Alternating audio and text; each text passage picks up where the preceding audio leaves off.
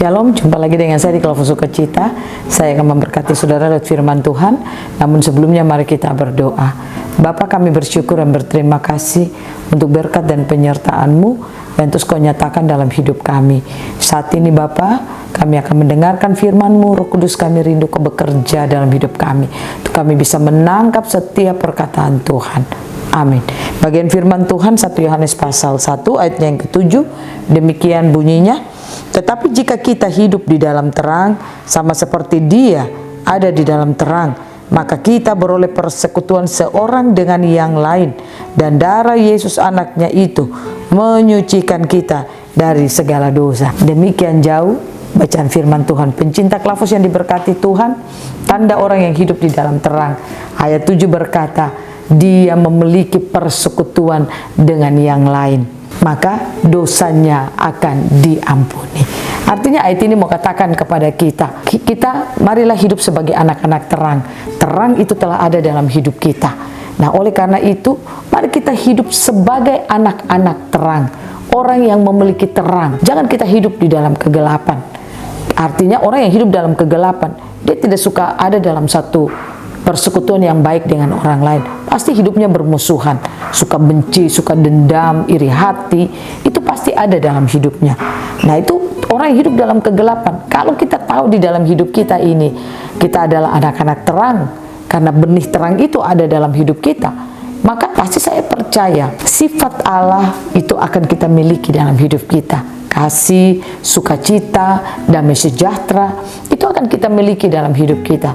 Maka ketika kita hidup dengan sesama kita, orang-orang sesama kita, saya percaya tidak ada kebencian, tidak ada iri hati, tidak ada kemunafikan. Nah, ada banyak orang Kristen dalam menjalani perjalanan hidupnya, bahkan dia pelayan, rajin masuk ibadah, bahkan dia mungkin seorang pengkhotbah. Wah, tapi iri hatinya itu bisa tingkat dewa. Dia bisa membenci orang, dia bisa hidup tidak baik sama orang. Karena apa? Dia punya kepentingan-kepentingan sendiri. Oleh karena itu, pastikan kita menjalani hari-hari hidup kita. Bangun kesadaran kita. Saya tidak boleh hidup membenci orang lain, karena di dalam saya tidak ada benih dosa. Yang ada dalam hidup saya adalah benih Kristus, benih terang itu. Maka saya harus hidup di dalam terang. Nah, inilah yang disampaikan bagi kita lewat bagian firman Tuhan, untuk kita menjalani hari-hari hidup kita. Jalanilah hidupmu sebagai anak-anak terang dengan cara bangun kesadaranmu tentang kehidupan terang yang ada di dalam hidup saudara. Dengan cara izinkan firman terus memberitahukan hal itu bagi saudara. Bagaimana saudara hidup sebagai orang-orang pengikut Kristus. Itulah yang membawa hidup kita akan mampu hidup sebagai anak-anak terang.